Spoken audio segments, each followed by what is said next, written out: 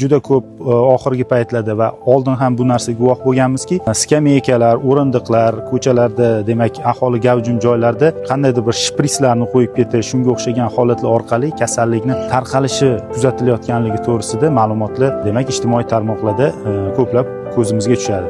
Shu o'rinda xalqimizga, demak, yurtdoshlarimizga shuni aytib o'tmoqchi edimki, asossiz manbalardan yoki ijtimoiy tarmoqlardagi ma'lumotlarga ishonmasliklarini so'rab qolardim. HIV infeksiyasini yuqish xavfi vujudga keladigan bo'lsa, ya'niki noma'lum shaxsning qon qoldiqlari bilan zararlangan qandaydir kesiluvchi, sanchiluvchi buyum yoki shunga o'xshash shprits bilan, demak, zararlanish holati vujudga keladigan bo'lsa, bu borada HIV infeksiyasini oldini olish yoki to'liq profilaktika qilish, demak, usullari hozirgi kunda mavjud va bu respublikamizda keng qo'llanib kelinmoqda. Buni biz muloqotdan keyingi profilaktika deb ataymiz. Bu OIDSga qarshi kurash markazlarining barcha filiallarida, ya'ni hududiy va respublika markazlarida yo'lga qo'yilgan bo'lib, ushbu holat yuzaga kelgan vaqtdan boshlab 72 soatgacha bo'lgan vaqt oralig'ida murojaat etishlari mumkin va ularning murojaatlari asosida bu yerda tegishli profilaktik chora-tadbirlar amalga oshiriladi.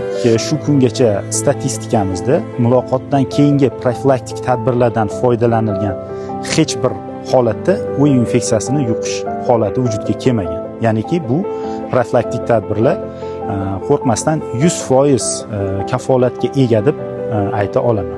Qolaversa, muloqotdan keyingi va shunga o'xshash profilaktik tadbirlar davlat tomonidan kafolatlangan va bepul tarzda amalga oshiriladi.